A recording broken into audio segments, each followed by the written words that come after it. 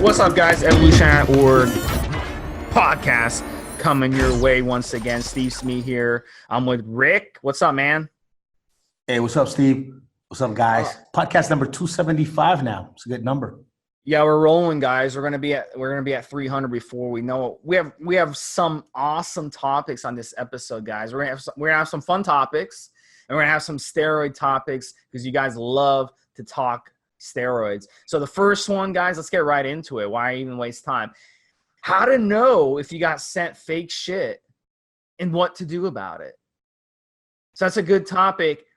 Rick, right off the bat, you just got a package delivered, you open it up, you see steroids in there, and you're like, shit, what if this shit's fake? So what's your strategy to dealing with that? Oh, man, it's a great feeling when you get that pack, you open it, all the different vials in there. Sometimes you have to wait a little bit and it comes in different packs. But, man, once you have your whole cycle set up, back in the day, I used to have amps and vials and ready jacks, and you just have your whole setup, man, just messing with it, playing with it, arranging it, touching it. It's cool stuff. It's like Christmas morning as a kid, Well, look, I started using back in the year 2000, so about 19 years ago. So things have changed quite a bit. So what do you do? Nowadays, before you even order, right? If you're going to order from overseas, if you're going to order local, if you're going to get it for somebody at the gym, you want to kind of know and talk to people that are getting this stuff already and know how it is. Because since there's so much underground lab stuff out there, you just don't know when batches are going to be good or not. So it's a good idea to always talk to people before you purchase. So I'm already assuming when it comes in that the stuff's legit, because I might have already heard from people that got some of this stuff before, this very same batch, and I know it's good. What I used to do, and over the years, guys have changed some of the solvents that are used, but one sure thing that we used to do back in the day, and they still work, is you toss some of those oils in the freezer. If you toss those oils in the freezer, the drop in temperature after half an hour will make those hormones drop out of solution. And you get a little bit of cloudiness right at the bottom of the bottle. Now, it's oil, so it shouldn't freeze, right? Oil and alcohol in there, right? So it shouldn't freeze. But a steep drop in temperature will usually be enough for you to crash that solution a little bit, at least momentarily. And then when you pull it out of the freezer, it should go right back to being clear again. If it doesn't, you could just bathe it in a little bit of warm water and it'll jump right back. Now, it won't tell you what's actually in there. It'll be impossible to gauge what the potency is. But usually, if you want to know if there's something suspended in the oil, a cheap, easy way would be just to toss it in the freezer and let the low temperature drop that right out of solution, that hormone out of solution. It'll make it crystal up, clump up a little bit at the bottom. Now, again, some sources are now using different solvents that prevent that from happening, even at low temperatures. But a lot of sources are not. So that's a real cheap way to know if there's something in there. Another one, it's basically get a blood test. A few days after you take a shot of your testosterone, get a blood test. Same thing with GH, growth hormone. If you get sent some growth hormone, you want to know if it's legit, get a test for growth hormone after you shot. And your levels should be through the roof. Testosterone, growth hormone, everything should be way up there. Also, you can buy kits for testing. I think Dave Palumbo sells a kit. Bill Llewellyn sells another one, I believe. These are all kits where you can test, and they'll give you different colors depending on what type of hormone you should have in your steroids. Those are pretty good, 3 good ways of knowing if they're not legit. Now, back in the day, right, we're talking about 2000, 2001, 2002, late 90s. You used to just, if you got an amp, you shouldn't be able to scrape the numbers off with your fingernail. If you got a tablet, you shouldn't be able to crush it with your fingertips. Those were signs of something that was kind of bathtub made, because the real factory made stuff, you wouldn't be able to do those things. Nowadays, the tablets these sources send, they're crumbling in the bag before you even open them. The amps, the names are rubbing off of them already. So you can't hold things up to those standards anymore like you used to, right? But those are just real easy offhand ways to figure out. Get a test, buy the test from Palumbo, keep it at home. It's a good investment. And, some of the other things are also getting tested.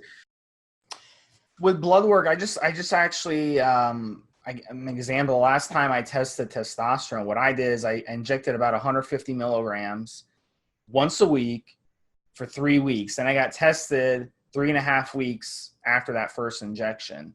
My blood work came in over 800. So that to me was like, this is good fucking gear. Okay. My red blood cell count was high. My hematocrit was high. I knew this was good gear. My LH was down to 0. My FSH was down to 0. So that was the simplest way. Other steroids like trenbolone in blood work will artificially spike your estradiol levels, but it's not really doing it. But for some reason, the metabolites of trenbolone will show up in there. DECA will also spike testosterone levels.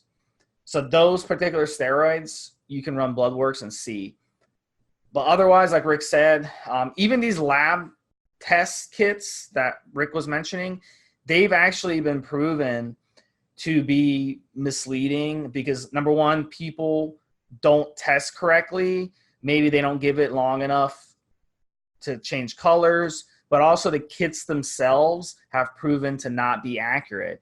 So it's really, really hard to test it, guys. You really have to, the first thing you got to do is research the source and make sure you're buying steroids from a legitimate source. Just don't, Google steroids and find a source on there. And even at their best, when you buy a kit from one of these places that's supposed to give you a certain color for a certain compound, it won't tell you how much is in there. So a smart source that's trying to scam you will put in just enough to get a positive on the kit, and then they'll scam you out of the rest of the hormone. So as far as I've been able to see so far, even that is not 100%. And what to do about getting fake stuff, because that's once you realize either through blood work or through the testing kits or through multiple channels that, hey, I got some fake shit. What is the best way to deal with it? What do you say, Steve? I'll kick this one back to you, and then I'll add what I think.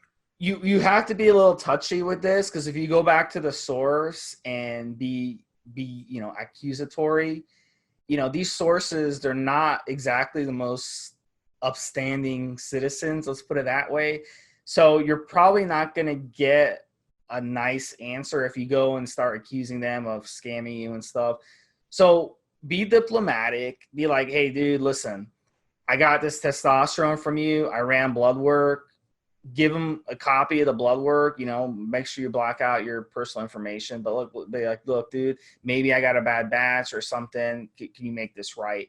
And a good source will look into it and find out what the heck happened. Maybe one of their resellers sent a bad vial to you. Something could have happened. They'll try to make it right. And, that is what you got to do. But at the end of the day, guys, it starts with the source. If you're going to go buy from a legitimate source, you want to make sure that they do have a track record of correcting mistakes, because it does happen. Human error. They might send you the wrong thing. It might be a bad batch. Stuff like that is going to happen here and there. So check their track record. Do they make good with their customers, or did they just tell their customers to fuck off? And that would also be a reason to not use them. Yeah, I think whether you're buying from some guy at the gym that you talk to, or a domestic source or international source, the first step is to not go and be accusatory unless you've got something to back it up.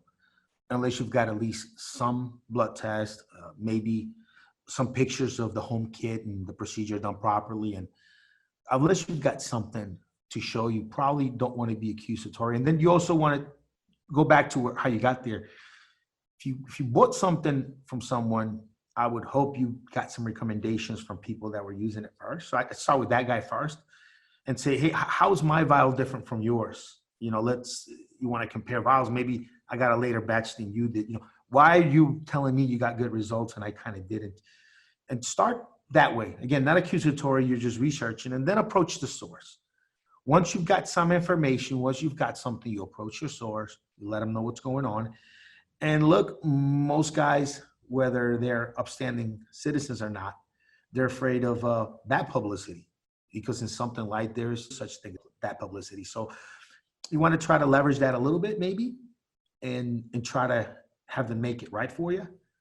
But at the end of the day, it's a shameful situation. You really want to get on TRT, and it's a tough situation to deal with. But you end up having to go do your own research, have all the proof ready, then approach your source to make it right, refund something, and without being threatened, and maybe suggest that you might bring them some bad publicity if they don't make it right. Chances are that if you are right, if you indeed did go through proper kind of way of testing, and you are correct, other people have reported the same, and by now the source knows that there's a problem with this batch, that there's a problem with this run, and they'd be looking for people to come back and report to make it right. It's the way it should be, at least. All right, guys. Next question is checklist. About to start another cycle. What are some checklists to go through? So let me throw out a few, and then I'll let Rick come in. The first checklist I want everybody to do is check your blood work. Okay, go get blood work done. If you go on evolutionary.org, you go and look at my name on there, Stevesmi. Look at my signature. Okay, I have a blood work link. You can get blood work done for literally $60, which will show you a bunch of things. It's going to show you anything from your liver values, to your red blood cell count, to your testosterone levels, your LAH, your estrogen levels, everything. This way you can flag if anything is wrong before you run a cycle. And there may be something else wrong in there. I just had a client, he had low platelet count. And I'm like, dude, you need to really check into this. It turned out he had a really bad STD, and that was causing his platelet count to be low. So if he had run steroids and then during the steroid cycle not felt well, something went wrong, something with his dick went wrong, and then he would have ran blood work on cycle, he would have saw that. And then he'd be like, oh shit, is it the steroids causing it, or is it something else? So you have to flag these issues beforehand. Another thing you want to do as well on your blood work, obviously, is make sure your heart health is good. You want to make sure HPTA is back to normal if you plan on cycling long term.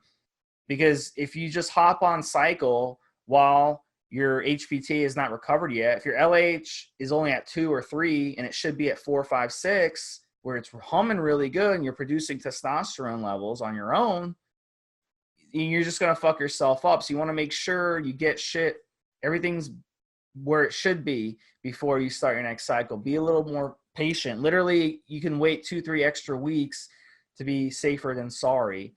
And then obviously with your heart health, you want to make sure you're testing your blood pressure. You want to make sure your resting heart rate is in good number. I mean, if your resting heart rate's 90 or 100, you shouldn't be using steroids, period. Something is wrong. So those are checklists to go through in terms of health parameters. Rick, what do you think about stuff like body fat levels and other things that people should be checking off on? When you plan your cycle, you should make a calendar, a physical calendar, and fill in all of the days that you should be getting shots, what steroids you're taking. You could do it even on a little program on your computer. And just make sure that you have the time for everything. If there's trips, parties, whatever is going on during that time, you want to plan it out. You want to make sure you run a schedule. A lot of people don't do that. And they don't realize, shit, I was supposed to go away this week. Shit, I had to do this other thing was coming up. So you want to get a schedule down. You also want to have all of your auxiliary meds all ready to go. If you're using something that aromatizes, you want to have your anti-estrogen on hand. You want to have all of your post-cycle therapy stuff before you even start the post-cycle therapy. You don't want to be caught in a situation where you're mid-cycle and you're scrambling to buy stuff. Things come in, they're bunk, then you got to go and find something else. You really want it all there. You want it, as we say in the steroid world, you want it on hand all the time. So that's also good. Checklist, are you taking a multivitamin every day? Are you taking some creatine every day? Are you taking amino acids every day? Do you have a diet program that you're ready to go? Do you have a training program that is ready to go? A training program that if you're doing steroids, you've been training for 5 years now, I take it, or more, right? So you know your body, you know what kind of training program you want to put together. You've been trying different diets and dialing in your nutrition and dialing in the foods that you can work with. Is your diet up to speed? So I'm really one for planning. You want a checklist is make a calendar with the schedule of your shots and the orals and everything. Just lay it out on a calendar. Make a calendar as well there, your training days, training program, your diet program has to be already decided on. You want your PCT meds already on hand. And then the auxiliary meds, the in case something happens meds should be on hand as well. And you want to checklist all of those things. Make sure you have the time to do it and make sure you have all your supplies to do it. And then you can roll. I think those are good things. And like I said, you add that with Steve, making sure you're healthy, making sure you get blood work. Another thing I tell everybody is tell your doctor you're doing steroids. Just go tell him. Don't hide it from him. He's got to take care of you anyway. Just tell him. Say, look, I'm doing steroids. He's probably going to say, no, don't do it. And you're going to say, I've done the research. I want to do it. I'm doing them. And this is my cycle. Will you help me get blood work? Will you help me out? And I think most doctors will. At least if they like their career enough to where they have some professional curiosity, they might say, look, I'm saying don't do it. But if you are, I'll check your blood work. I'll work with you.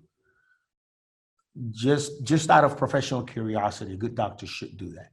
So tell your doctor. What else, Steve? You got any other body fat percentage? Oh yeah, you gotta be. Look, maybe high teens. If you're an experienced steroid user, you know what the hell you're doing. Maybe high teens. If this is your first, second cycle, and you got to be single digits to very low teens. You don't want to be a fat guy doing steroids. What are you doing? All right, guys. So the next question is about mental issues on cycle. How to deal with mental issues. And we see this a lot on the forums. It just seems to me that more and more people are having mental issues. And I think there's a lot of reasons for this. It's the foods we're eating, it's the water we're drinking, it's the environmental factors, it's the society of today, especially with the younger guys who grow up with the electronics. They got the phone in their hand nonstop, 24/7. They're not getting adequate sleep because they're up all night, addicted to the video games, addicted to the porn, addicted to, the social media and all this shit. It's a never-ending thing.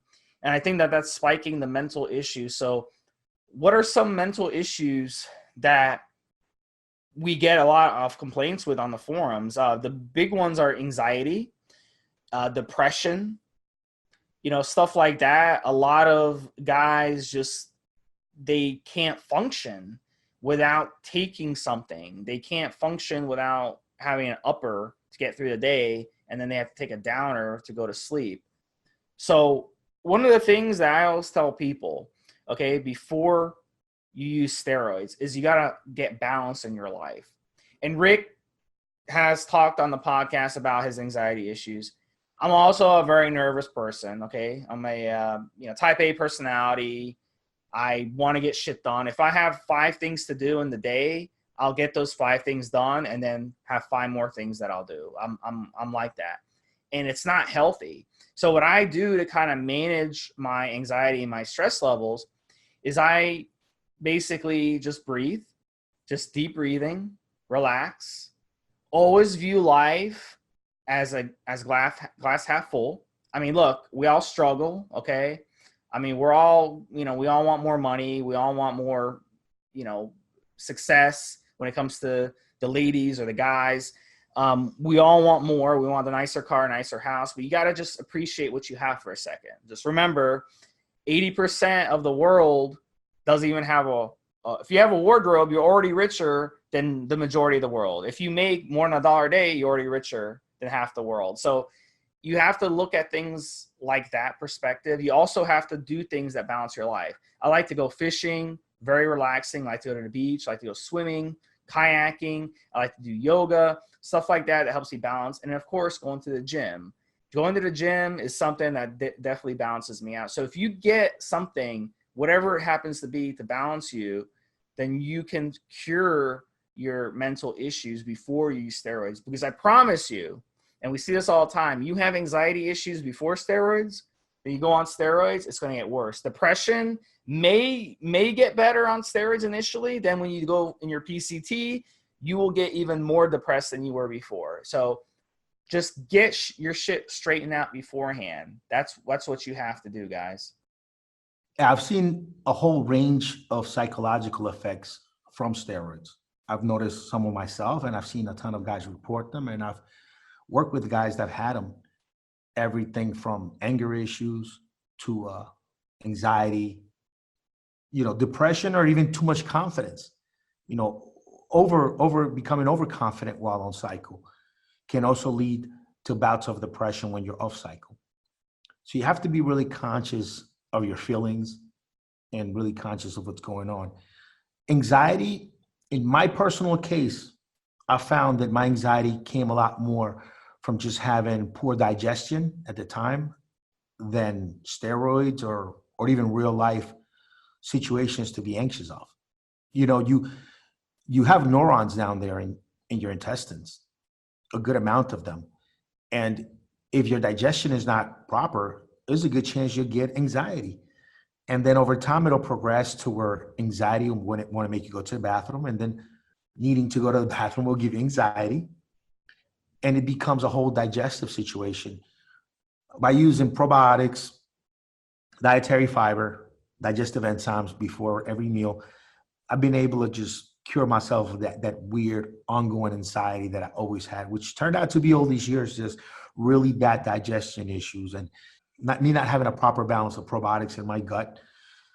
And that really gave me a lot of anxiety for many years. And that's what helped me. Anger issues on steroid. Anger issues on steroids, most people are going to have. And if you have anger issues and you're prone to maybe doing things or saying things that you shouldn't when you're angry, one suggestion I have for you, it's called mindfulness. It's a type of meditation you can do. It's called mindfulness. And I won't go too deep into it because there are a lot of YouTube videos and books that explain all about it. But if you have anger issues, mindfulness become like a superpower because you can kind of always take a step back and kind of understand your anger and look at it, and you'll be able to make sense out of it pretty quickly. And I think that helps everybody, even with steroids. Just mindfulness meditation. It only takes a few minutes a day, and you could do it pretty much anywhere. And the difference between mindfulness meditation as opposed to like other meditations, just to put it in a short version, is you're just kind of worrying about what's there. You're feeling everything from your clothes to if you're comfortable to where you're sitting. You can do it in the bathtub, nice warm bathtub. You just want to feel comfort and not be depressed by the past or not worry about the future. Just want to feel comfort, and that your body's comfortable. The way maybe your dog would. Your dog is not worried about the bills. He's not worried about nothing. As long as his belly's full and he's warm, he's pretty much happy. If the dog's laying down warm, belly's full, and you're petting it, that darn thing is happy. It's not thinking about the future, the past, the present, nothing. You're just alive in the moment. And that's called mindfulness. And it doesn't take long to develop, a couple of weeks of some mindfulness meditation. And man, that anger that used to kind of take over you and make you do things you otherwise wouldn't do, you'll still get angry, but you'll be able to take a step back and look at it with a different mind. As far as overconfidence and then depression issues, which I seem to see a lot, some guys on steroids will go on a long cycle and then they'll go and start a fight with their mate and leave their mate, or leave their job to start a new project or become entrepreneurs. And then for one reason or for another, they cycle off. And then the lower hormone levels makes their brain work just a little bit different. And now you're not as confident that you want to go out there and screw every girl out there. Now you miss your mate. You miss having someone. You're lonely. And maybe you started that job, maybe you left your job and went and did something, and you're in the middle of starting a new project, a new career, entrepreneurship, whatever it is. And now you're not on cycle and you just don't feel as confident anymore. And then you might end up getting depressed about some of the decisions you just made. So you have to be wary of that. The steroids, the extra androgens will make you feel way more confident enough to get divorced, confident enough to quit your job and go join another career, or fill in whatever other situation you might think that you will just get more confidence.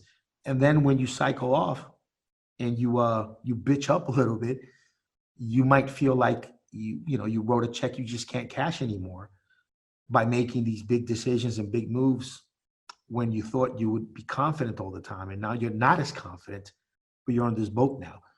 So things like that will happen to people on steroids, because steroids will change the way you think in a lot of ways, kind of for the better, but life changes. Maybe some of the decisions you will make on the sauce, you might not make otherwise. These are just things you have to be very conscious of, that steroids, outside of just making changes to your body and the way you look, they're also going to make you behave differently to a certain degree. Let me just throw in two things here. Piggybacking on what Rick said, gut health, guys, we can't see what's going on in our gut. So a lot of us think, I can't see what's going on in the gut. Everything must be good. Hey, I got big biceps, right? I got nice abs. You can't see what's in your gut, guys. But the thing is, your gut health is a big, big deal. So a lot of you out there have poor gut health. You're not absorbing your nutrients like you used to anymore. That's going to cause a problem, and the way you reverse that problem, guys, is you have to change certain things. Could be meal frequency, You got a brain down there. You have a brain down there in your gut. Basically, there's another brain down there. Look, everybody listen to this podcast. Every morning on your way to work, if you on your way to the gym, you turn the lights on to tie your sneakers, don't you? Something you could probably do with your eyes closed, but you still turn the light on. Now imagine your gut having to take all this food, absorb what's good, let go of what's not, deal with viruses and bacteria that maybe have gotten on this food. Your gut does a ton of complicated things in complete darkness, right? So you've got to figure there's got to be something else going on there. You have another brain down there. And if your gut health is not up to par, there's a good chance you can suffer from anxiety and be prescribed Xanax and be doing all kinds of stuff to try to get rid of anxiety. And all you maybe needed to do was just take some probiotics, digestive enzymes, make sure to populate your gut with the proper flora, the good bacteria that you need. And overnight, almost feel great and not have to take any of those medications. You have another brain down there. And sometimes that brain is trying to tell you things and you just have to listen. Yeah, also meal frequency, guys. You keep throwing food at your body every 2 hours, waking up middle of the night, throwing food at it. It's absurd. You can't be doing that. Eat more fast digesting foods. Eat in a 4-6 hour window. That's going to be the best thing for your gut health. One more point too. This is something that I saw just today from an emergency room doctor. They said the number one reason for visits to the emergency room is stress. Stress related and stress. So stress doesn't just affect your mind, it also affects your overall health. It can affect everything from your heart health to anything, and really anything in your body. So it's a very serious thing. And in Western medicine, they don't really even believe in stress. They think that, you've got this wrong with you, you got that wrong with you. But a lot of these illnesses out there from people, a lot of these mental illnesses and physical illnesses can be linked back to stress. So think about that, guys. How many times today did your heart jump out of your chest over something? Whether it be your wife yelling at you, your boss yelling at you, losing money in the stock market, any of these stressful situations, the dickhead, flicking you off on the street, any of those things that causes you to become angry and stressed out, you have to reduce them, guys. You have to be more a calm person, and that will help. Really, that's going to make your results so much better in fitness. All right, guys. So next topic is my wife wants a baby and I'm on the sauce. How do I get her knocked up? So we get this question every day. It's basically a fertility question. I'm going to let Rick in this because Rick has much more experience than I do when it comes to babies. But let me just say this, guys. When you use anabolic steroids, exogenous hormones, your sperm count and your motility of the sperm is going to be reduced. The good news is it only takes one sperm. The bad news is your odds get lower and your sperm become weaker. So think about that before you start abusing steroids.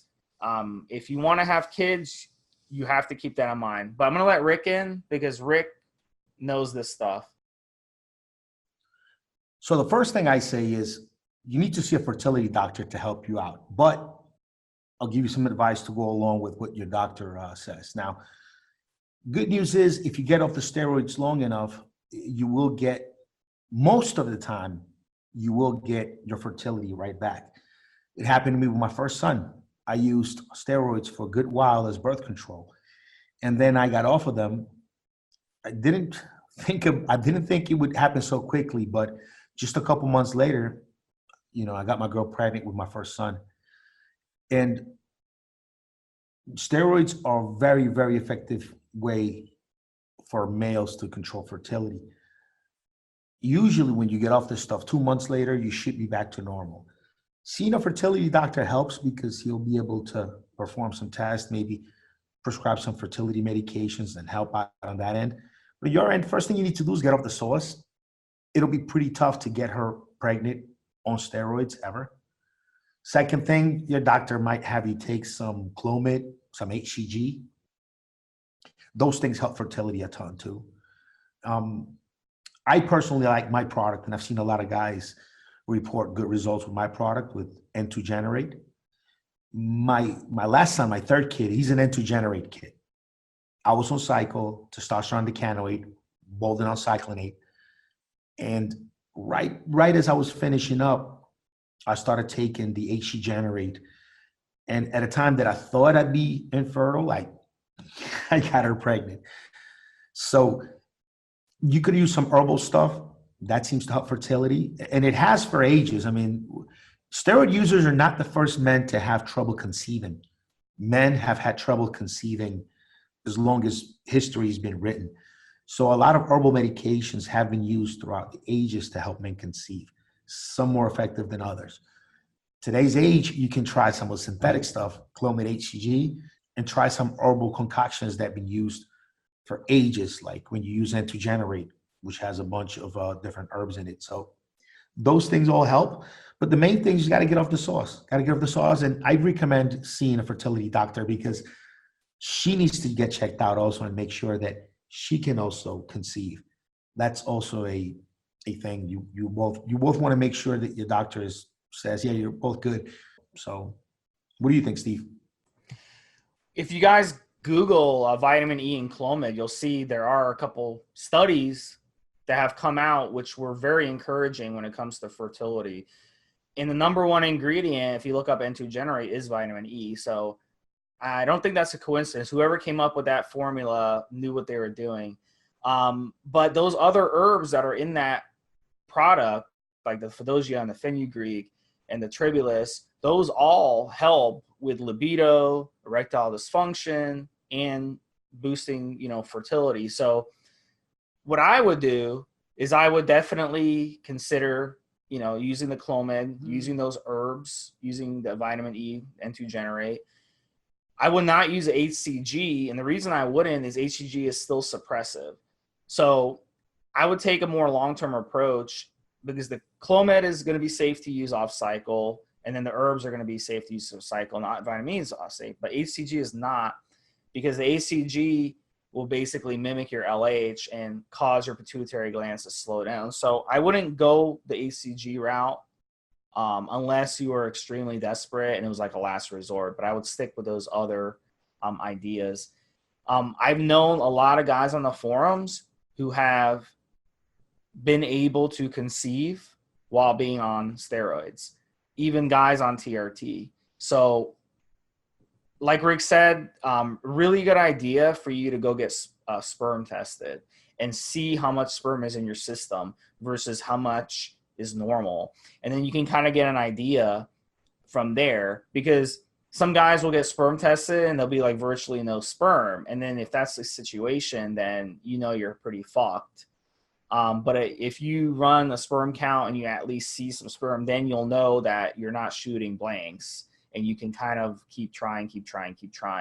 and, you know, work with your fertility doctor to see what are some strategies. I mean, I personally, I haven't researched it. I don't know if maybe you're supposed to have sex on a certain day. I think when the woman's ovulating is the best time to have sex. All that stuff can be explained by the doctor. I really don't know much about it. But, you know, those are the most common sense things, guys. But at the end of the day, you're on exogenous hormones.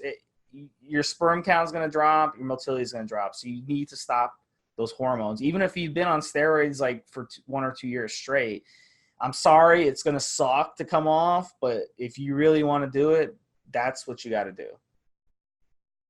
Anything else to add, Rick? Yeah, that's it. I mean, like anything, fertility it's just genetics. You know, your body can bounce right back or it can't. Also age. Yeah, there are guys that made babies even while on steroids. I haven't followed it up completely to know if it's really theirs, because that can happen also, right?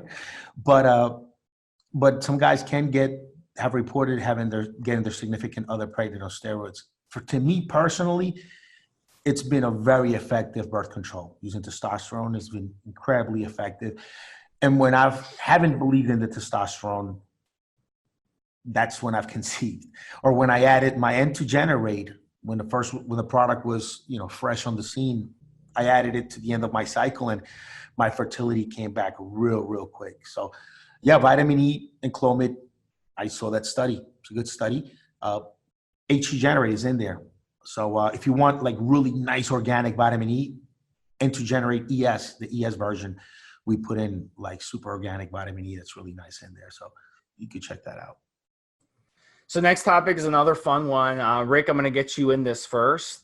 It's should I get my wife or girlfriend into the gym lifestyle or steroids? And of course, if you're a woman, same thing goes for a guy. And if you're in a gay relationship, same thing goes that way as well. So should you get your significant other into the gym lifestyle and steroids? What do you think, Rick? I'm going to let you have first crack at this one. You could try, but don't get frustrated when they don't. If that's important to you, then, and they don't work out, maybe they shouldn't have never been your significant other to begin with. You could try it out, but it's either in you or not to work like that. You know, it's either in you or not to work hard, to work out. Some people go to the gym and they feel the pain and they can't get enough. You know, we know the type, right? And some people can't. Some people go, muscles hurt. They can't understand why they're doing it. You know, the pain doesn't bring them back. The pain makes them go away. So it really depends on the person. Look, you can help, you can offer, but the way you know if somebody's not going to cut it, it's because they start talking about the way they look and my looks before they even really have a routine down, before they get in there and learn about exercise. You know, most of us that train on a daily basis, we just do it because we love it. It's just something you have to do. It's more of a mental escape than really what you look like. So can you get them into the gym lifestyle? Like the old saying, you could take the horse to water, can't force them to drink. You could do it. You could bring them.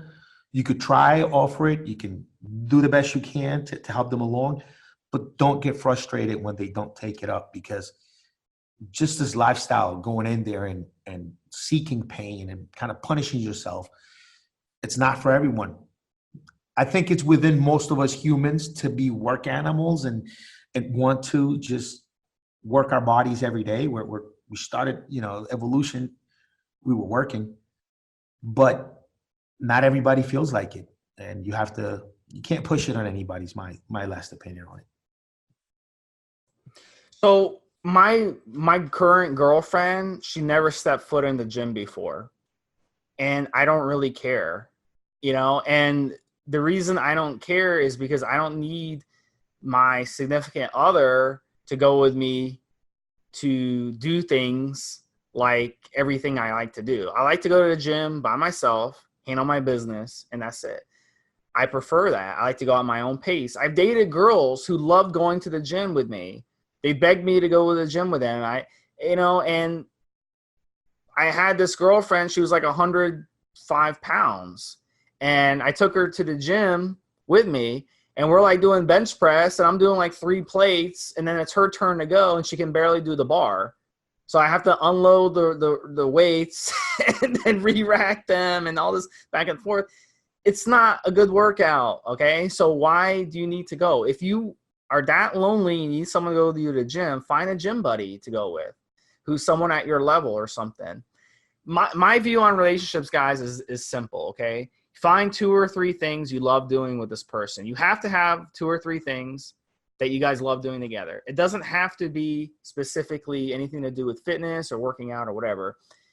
And I'm serious, guys. It's so much nicer just to be with someone and they're on their program and you're on your program. Your thing that you like to do to get away when you're living with someone, you like to just go to the gym and have that alone time is a beautiful thing. She likes going to the mall to have her alone time. That's a beautiful thing. There's no reason for me to drag her with me to the gym if she's not interested in it. Just like it's not pertinent for me to waste my time going with her for the mall for 5 hours on a Sunday when I could be at home watching football in the afternoon, right? Does that make sense? So there's no reason to force, and it's not. And my view is, look, you know, it's not that important to me for the person I'm with to have my exact lifestyle. It just isn't. Everyone has their own thing. So there's no reason to force them to do something they don't want. Yeah, you're right. Look, from an attraction standpoint, for some reason, us men, we seem to be attracted to women that have like interest. But when you're in the relationship, like Steve said, having some room is actually not a bad thing. You know, this is why you see like modeling pictures of like chicks with guns or chicks in football gear, girls that talk about football and watch football. These are all things that us men think make women attractive. The fact that they have like interest, like women who ride motorcycles, guys who like motorcycles love to see a girl on a motorcycle, all these things. But when it comes to having a relationship, man, just having some of your own time, you know, just leaving the house for 2 hours to the gym, you socialize with a different set of people. She's not there. You might enjoy that. Me personally, I want her to look good. So if she's not already into the gym, into exercising, I'm not even considering anything long-term with her. But you have to know yourself. If that's important to you, for your mate to look good, to be pursuing a higher level in her physique, then don't settle for somebody that doesn't. That way you're not sitting there frustrated because you're trying to get this person to adopt a lifestyle that they will never adopt. Just know yourself and know those things and don't settle. A simple way for that, Rick, is I've had, discussions with people like this, but a simple thing is just meet a girl at the gym. If you really, really want a girl who's into fitness, meet a girl at the gym, meet a girl at yoga, meet a girl at CrossFit. There's all kinds of ways to meet people. There's a lot of girls that go to CrossFit, by the way. There's a lot of girls that go to yoga. Most 80% of the yoga classes are going to be women. I'd say a good 40% of CrossFit classes are going to be women. So that's a great place to meet tons of females. And, that would be an option for you if that's something. I had an argument with someone the other day because he wanted someone who was his particular religion. And he got upset because his girlfriend wouldn't go with him to church. And I told him, I'm like, dude, if that's so important to you for her to go to church with you on Sunday, then why don't you just meet a girl at your church in the first place? If that's the number one thing you want, meet them there. That's a beautiful thing. I personally, my type of woman, I like a woman who's at the library. Okay. I like a smart, intelligent woman who's beautiful, naturally beautiful. That's my number one thing. I like those smart, nerdy, geeky type of girls who can challenge me, and challenge my mind, who I can sit there and have a conversation with. Those are the girls that I'm attracted to. But if you're attracted to the physical nature of women, go meet a girl at the strip club. Go meet a girl at the gym. I mean, whatever you're into, meet them in that particular thing. But at the end of the day, very, very important. Don't get me wrong. There needs to be 2 or 3 things you have in common with this person. You don't want to be like in a relationship or a marriage where you don't like to do anything with the other person. So that is my one rule with that. Anything else to add, Rick? Yeah, if you're a meathead and you're not into drinking and you're not into doing some of these things and you meet a girl that you're interested in, one good thing you can do is just invite her to do the things you like to do and see how she likes it. Don't go out of your way to go to the bars or go to the fast food restaurants just to try to get that booty. And then you develop feelings, and now you're kind of unhappy because you found yourself in a relationship with somebody that doesn't share your interest and your standard of life. So ask her, hey, say, hey, come on, let's go bike riding. Come to the gym with me. I'll get your guest pass. Let's go hiking. You know, invite her to go do fun things that are along the lines of what you like to do. And if she likes it, if she comes along with you, then you've got something. You've got something going on. But if she'll only go to the bar, if she'll only go to like restaurants where the food is it's not great, if she only wants to just watch television, if she only wants to go to the movies and eat popcorn, she only likes to do those things. She has no interest in anything you like from the start. That's likely not going to change. So one good thing is when you meet somebody, start taking them, inviting them to do the things you like to do. And if they come along and they have a great time, you're half of the way there. Look, the best thing when you have a partner is just being able to enjoy time together. That's it. Just be able to enjoy time together and have good sex. That's about it. Enjoy good time together and have good sex. If you could do those things, you've got a winner. So yeah, don't get frustrated in the relationship. Like you're already with this person for a while and then you're trying to get them into the gym and they just won't do it. But they complain about being overweight, but they just won't eat right. But they complain about not feeling good, but they just won't go to the gym.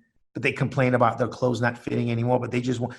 Look, if you're in this relationship for months now and you're just figuring out that this bothers you, you got some soul searching to do because you should have never been in this situation to begin with. You should have started to draw the line and set the bar from the beginning of the relationship and not giving into maybe loneliness and find yourself in a relationship with somebody who just doesn't have any of the qualities that you truly value. So second part of the question was about steroids. Really quick, Rick, have you ever dated a woman who came to you and be like, "Hey, I want to take steroids," or "I want to Yes. take"? So how Yeah. would you approach that situation? I've dated actual fitness models that compete and take steroids. And I've dated women that were just somewhat athletic. I've dated women that had no interest in athletics, and they all ask for something. The ones that have no interest, they want a magic pill that'll make them lose weight. The ones that are somewhat athletic, they'll want a little push, something that will help them come along in the gym faster. And then the competitors that I've dated, they want the secret sauce. They want, they want the secrets. They want it. So I mean, I've dated all types of women, and yeah, everybody wants a magic pill. It's just as far as steroids. Look, if she has no interest in the gym and she hasn't trained naturally for years, that's not even an option. First you got to eat right. First you got to train consistently. Then we'll move on to some over-the-counter supplements. Way down the line, we'll think about maybe a tiny bit of Anavar, but that's years later. That's pretty easy. All right, guys. So our last question, this is going to be an even more fun one, is my wife, girlfriend, works out with a guy at the gym, and I don't like it. So it kind of ties into the last one, So how'd you get into that mess in the first place? Why are you not working out with her, but she's working out with another guy? That's kind of weird. Rick, what do you think about this one? Okay, so the guy who doesn't work out, but his girlfriend is into the gym, which it does happen, he's not listening to this podcast. But yeah, that happens. Maybe your girl is into the gym big time and you're not. So she's at the gym working out with a gym buddy, right? Look, I've worked out with other dudes' girlfriends before. Completely innocent. It happens. Sometimes the guy's out of town. Sometimes the guy, whatever reason, he's injured, whatever it is. So it does happen. I've had the situation happen to me, but let me explain though. If you have a girl who's at your level or not as physically fit as you are, and for some reason you find yourself in a situation where you're working out by yourself and she's working out with another dude, there's a lot to think about there, okay? And I'll get back to that a little bit in a minute, but there's a lot to think about there. In my situation where I've dated fitness models, fitness girls, it just comes with the territory, man. Like, she could be my girlfriend, but today she's going to publish a picture at the gym with some other fitness dude. And, they'll be kind of in a half hug and a selfie and tag him up and my favorite gym partner. That's just what you deal with. It just comes with the territory. It's happened to me a bunch of times. You just have to be secure and don't think about it. Just say, fuck it. because it comes with the territory. If she's at that level, she's a fitness competitor. Not only does she need to kind of mingle and make a network in the industry, she will exchange training advice with other competitors, and it's just a thing. It happens. But man, if she's just a regular girl, like regular girl, maybe you're at a higher fitness level than she is, and she's working out with some other dude for some reason.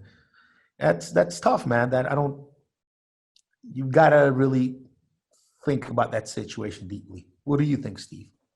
I never worked out at the gym with another female.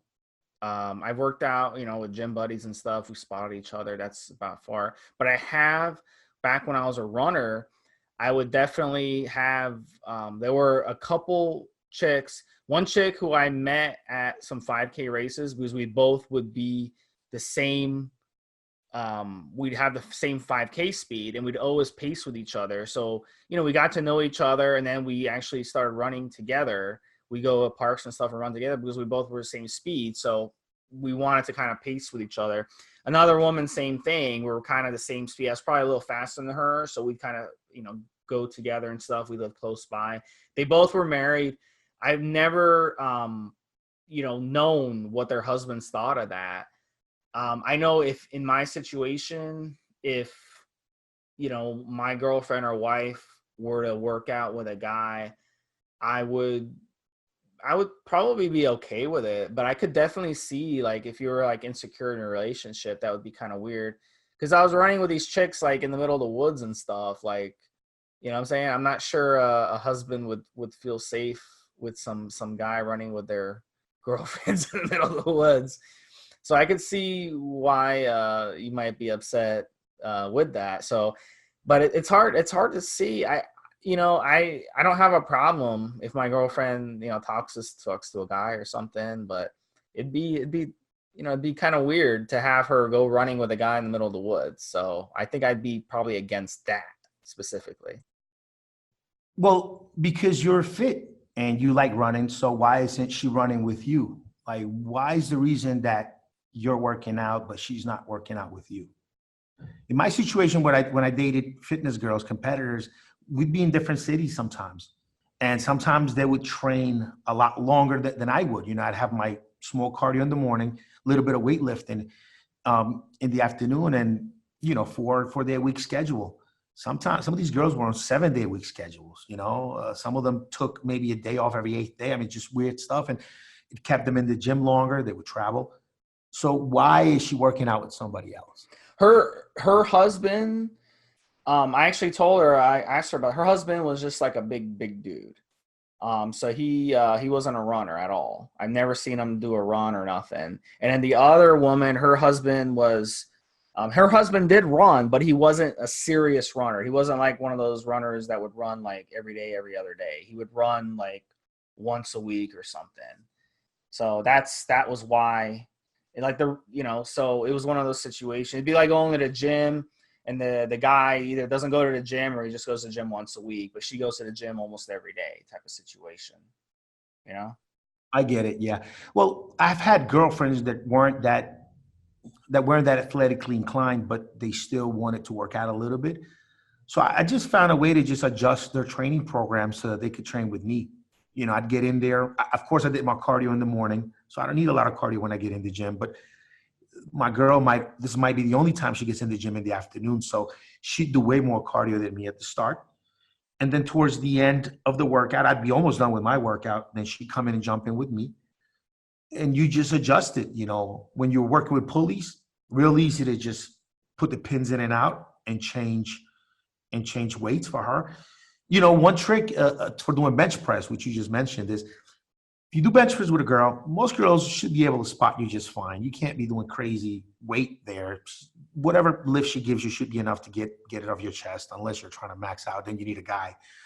And then when it's her turn, instead of breaking down your weights, just keep 2 small like dumbbells there and have her do like flies, like chest press with dumbbells, and then have her sit on the seat the opposite way and you spot her. And that way you don't have to go through all this shit of breaking down your bench, and she could still work out with you in the same area when it comes to chest exercise. So that's real easy. And like I said, with the pulleys, Smith machine, you could You can find a way to incorporate her workout into yours somewhat that's not intrusive, and you still get to spend some time with her and help her out and all of these things. So you can get tricky with it.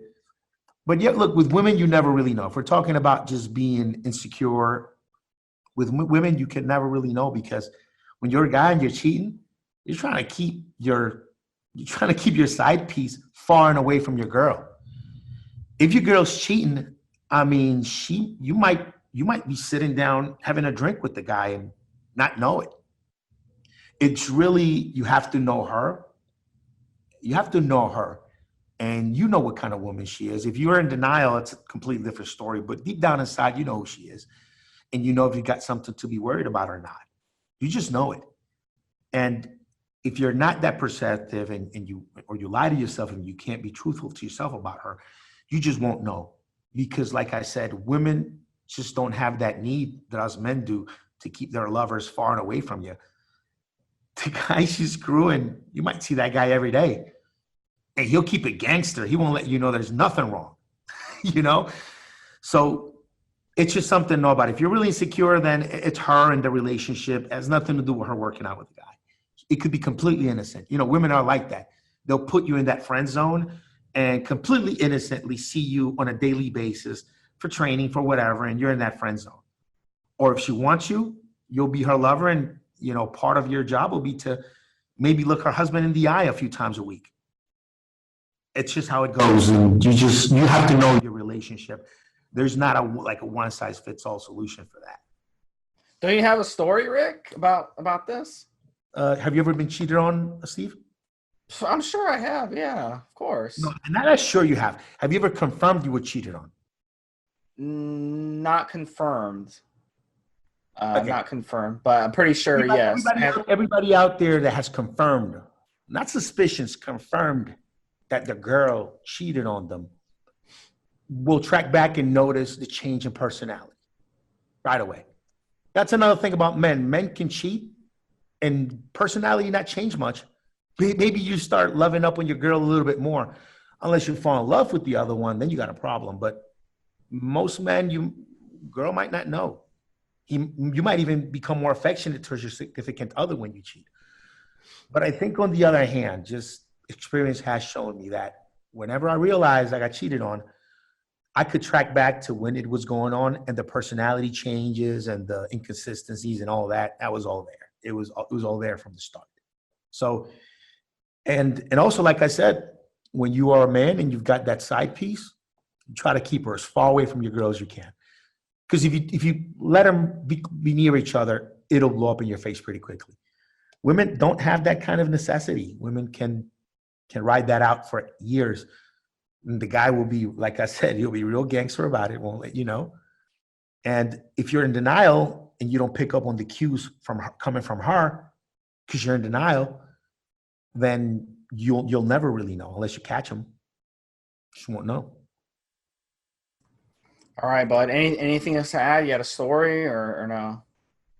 No, man. My cheating stories were never with the fitness girls. It was with the ones that like drinking and going to the clubs, but never with the fitness chicks. At least they didn't get caught, right? At least it never came out. But that's it. I don't know. So let me ask you this: how did you confirm that they cheated? You like walked in on them while she's giving another guy? Well, she's a fucking another guy. Like, how can you confirm cheating? How do you confirm it? How did you confirm it? Yeah. Okay, so women tend to be pretty masterful at cheating, more so than men are. I think men, we get caught a lot quicker. Yes. She had to admit it. I just brought her to a point where she would admit it. Let's just put it that. But she could have still been lying. It wasn't ironclad proof. She could still be saying that. You know, a lot of men, once they say no the first time, they'll usually stick with no forever. I think women, you can make them come around and finally tell the truth. And if you just have kind of the proof and the situation, you usually get it to confirm. But just don't ignore personality changes. The main reason why some men are cheated on for years and never know it's because you lie to yourself about the way she's changed, and you lie to yourself about the reasons She's kind of changed. You ever watch that show Cheaters? A couple of times I've seen it. Yeah, absolutely. Yeah. That's exactly like the guy will notice like, oh, she's treating me different. She's not spending time with me. The guy will notice the Yeah, state. have you ever cheated on your girl? Have I ever cheated on my current girlfriend? No, not the current, just a girl, period. I'm just trying to get a baseline for the difference between the way men behave and women behave when we're cheating. Have you ever cheated on your girl? A counsel has advised me to plead the Fifth Amendment. Plead the Fifth? Okay. Okay, would you agree? Okay, so I'm sure you have friends that people confide in you. Would you agree that when men are cheating, we can look at our girl in the eye and behave like nothing's going on? But women, their attitude will change. Am I just being sexist? I mean, am I right?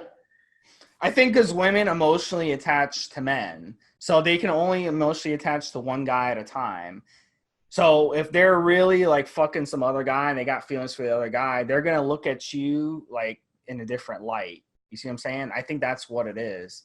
And plus, women are much more savvy at hiding the cheating because women cheat according to these dating experts that books I've read and stuff. Women actually cheat more than men. But the thing is, they get caught way less because they're smart about it. Men are stupid. Men will like be texting a girl. Men would be texting a girl in the bathroom while on the toilet, and then the girl's like, "Why are you taking your phone into the bathroom? What are you hiding from me?" She'll look in your phone. She's very clever about that, and you're too stupid to delete the messages. But her, on the other hand, she's very clever. She'll like, as soon as a guy texts her, she'll delete it right away, and she won't leave her computer, email on, or Facebook on like you will. Yeah, and the other thing is when you're in a relationship as a guy and you're trying to finesse another girl to become your side piece, you really have to talk to her throughout the day. You got to do a little bit of work. If your girl, on the other hand, has somebody she's working on, they don't talk all day. They have very small, short spans a day when they communicate, and then they're fine the rest of the day. It's a different dynamic for a guy to pamper his side piece than it is for a girl to kind of keep her lover, her side guy in line. There's definitely that. And another thing that I've noticed is this. When women cheat, they've thought about it. They've kind of gone through it. They figured this is the guy, why he's the one. And when they finally do it, they're pretty sure. Men, we kind of just take the chances. If you're a man, whatever's may not be your first pick, but she's the one that's down to be with you, even though you have a mate. Sometimes when you come back from those encounters, the lies and everything you have to go through to get a little bit of private time with your side piece, sometimes you come back just a little bit disappointed. And that night you lay down next to your girl and you hug her just a little bit tighter, and you kind of go like, fuck, I wish I wouldn't have done that. Or I kind of maybe just did something I wasn't supposed to for something that wasn't worth it. Like that'll happen a lot because men, we kind of have to grab a little bit of what's available. Women, on the other hand, they kind of can throw the right signals at any guy. And most guys will be willing to become a lover, a side guy for most girls if they give them the right signals. So that's a little bit of a change in the dynamic, I think, between the way women and men tend to cheat. Yeah, it also, women tend to cheat with people they know. It could be a coworker, ex-boyfriend, because I've banged ex-girlfriends while they've been in relationships with other guys. All the time. Yeah. Number one, all the time. So, that's one of the things. But men, we tend to just go on Tinder and meet some random girl to bang and cheat that way. So again, women tend to, or a cruise. Yeah, anything like that. Or the one girl in the gym that'll screw anybody and everybody, or the one girl at work that's pretty easy to get to, or that's how it goes. Take what you can get. As a married guy, as a guy living with a girl, you kind of take what you can get. Yeah, but at the end of the way, guys, I mean, being in a relationship with a woman, you guys agree, to be exclusive. You have that talk. There's no reason to cheat. And, I've been in plenty of relationships where there's absolutely no cheating on both ends. And it's nice to be in that secure, safe relationship to do that. And I've been in relationships where there's cheating back and forth. I've cheated on her, she's cheated on me, and we kind of talked about it and said, you know what, but it wasn't really a situation where it was ironclad seriousness. So you gotta just do it the right way. Might as well just do it the right way if you're going to be serious in a relationship. And if you're not capable of doing that, don't get married. Don't get engaged. Don't be in a serious relationship. And it would make life a lot simpler if everyone, did that. So, Yeah, definitely not being forthcoming with the rules of the game and how things could develop. That's a problem. You can't get into some kind of promises of monogamy if you're going to continue to screw the people that you've been messing with all along. You can't do that. You can't tell someone you're going to be monogamous, but then you're going to be on Tinder and going to be looking for some stuff on the side.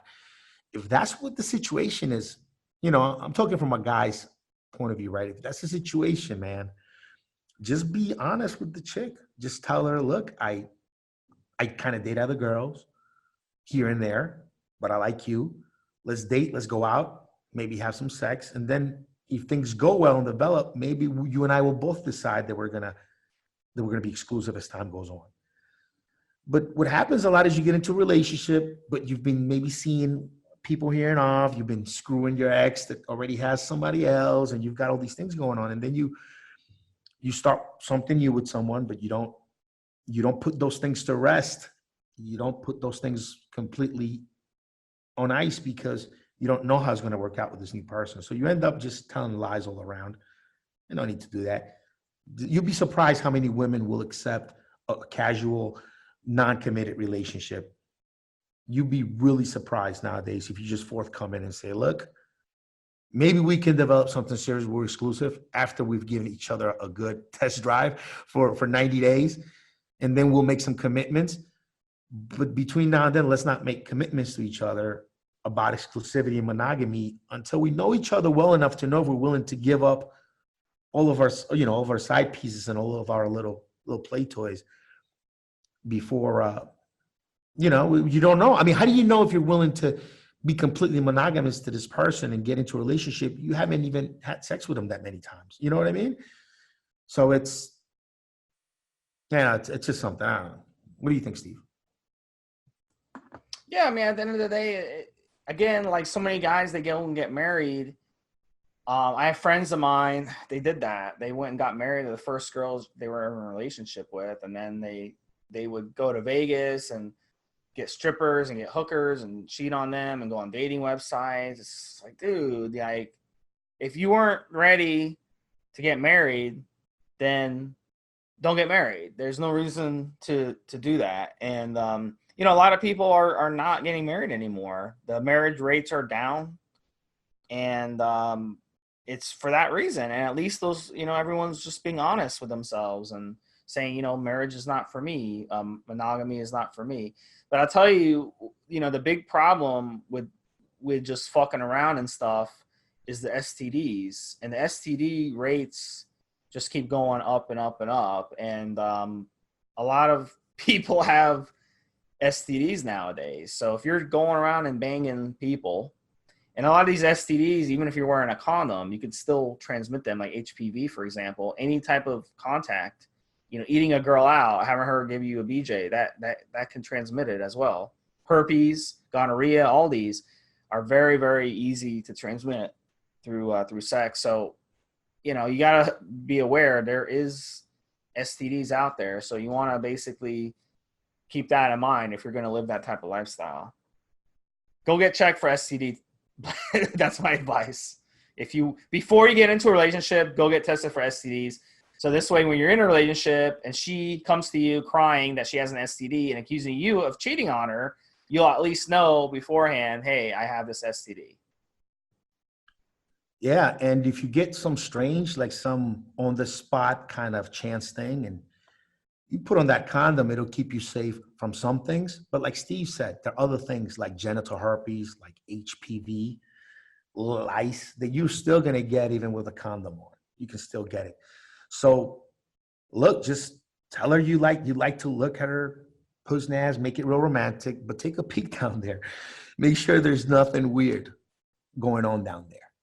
And yes, some stuff won't show signs, right? But if you're going to do it anyway, you know, you just met this girl, whatever the situation is, put it on a condom. You're about to go in there anyway. Just take a look. If you see some kind of something rashy, something not looking right, just abort the mission, man. It's not worth it. You know, it's not worth it. And yeah, like a little rash on the side of the labia, that could be genital herpes. And then you're kind of stung for life at that point. And that'll get right around the condom. You know, that'll get skin to skin right around the condom. So, you know, just be conscious of that and take a look at it every time. You know, if you've got a girl that you casually see, take a look at it. Take a look at it before you hit it. Don't be embarrassed. Don't be afraid. And if she's too embarrassed and too afraid, then maybe something's going on with her. I wouldn't mind her taking a look at my joint before she puts it in, you know, just to say it that way. You want to take a look at it? Go ahead. Get down there. Turn the lights on. You know, it's fine. You should be able to do the same. And you could make it romantic. Don't tell her, you know, I'm checking you for rashes, right? But just do it. You know, you have to be adamant about it because HPV, lice, herpes, there's stuff you can get even with the condom won't make a difference.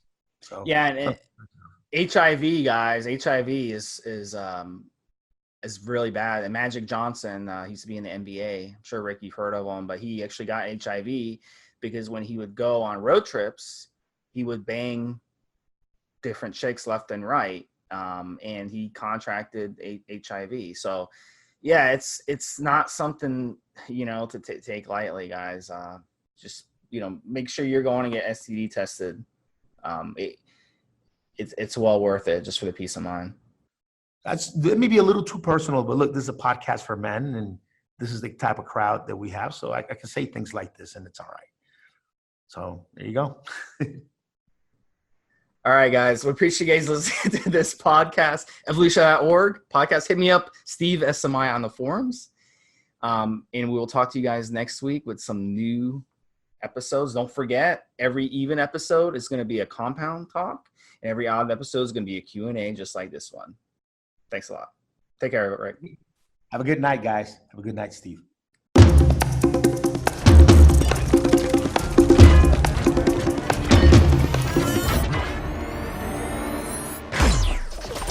Guys, this is the required legal disclaimer. We are only sharing our experience from years of steroid use. We are not doctors, and none of what we say should be regarded as medical advice. Always check with your doctor before taking any drugs or starting any training program.